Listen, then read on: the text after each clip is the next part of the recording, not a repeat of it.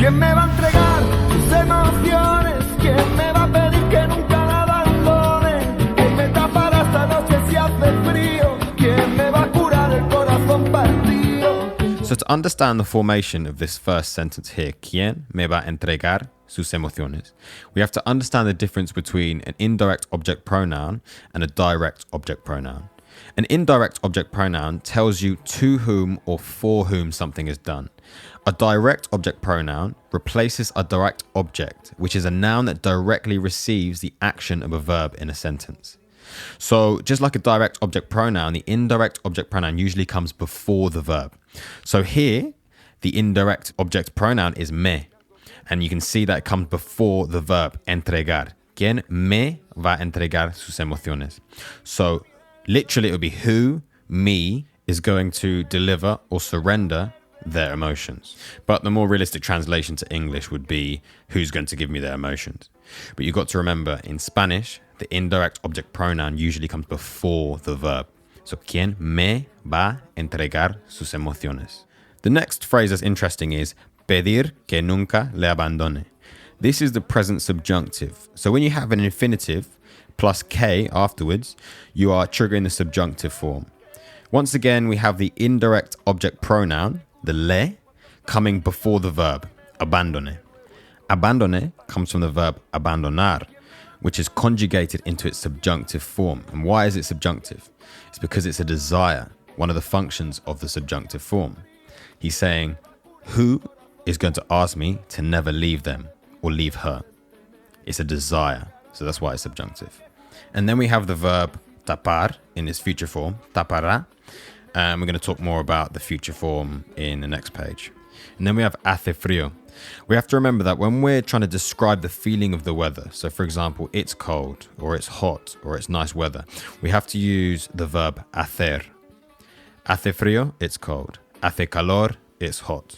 And just to note, when you're talking about the weather and what it's actually doing, you use the verb estar in its third person form, está.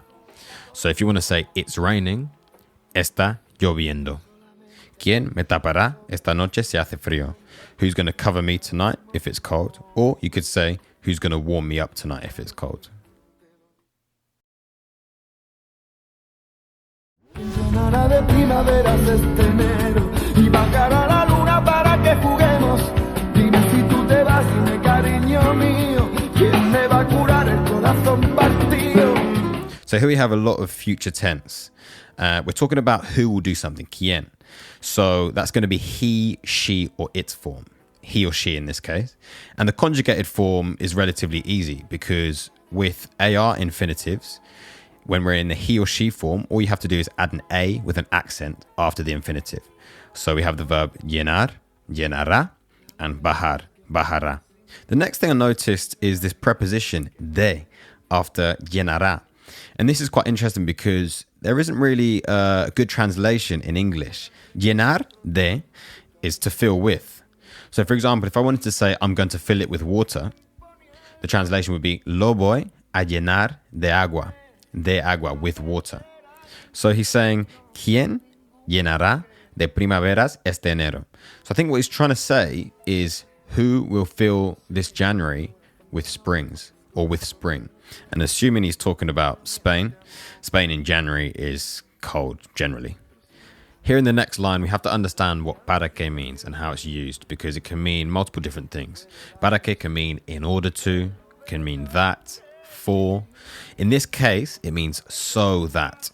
Y bajará la luna para que juguemos. So literally, and we'll lower the moon so that we play. But it's more something like, and we'll lower the moon so that we can play with it. And then we have, si tú te vas. Dime si tú te vas. Te vas means you're leaving or you go. And this is use of reflexive again. So we have reflexive pronoun, te, which means the action is being placed towards themselves. So literally, it would be something like you leave yourself or you go yourself. And this is placing emphasis on the fact that they're leaving. As opposed to tú vas or vas, which is you go, just to go in general, going somewhere. And dime cariño mío. Cariño, one of my favorite words in Spanish. And this is a word expressing affection. And it means something along the lines of darling or honey or babe in English. Cariño mío, darling of mine, or even better, my darling. Right? Mío, mine. Dime, cariño mío. Tell me, my darling.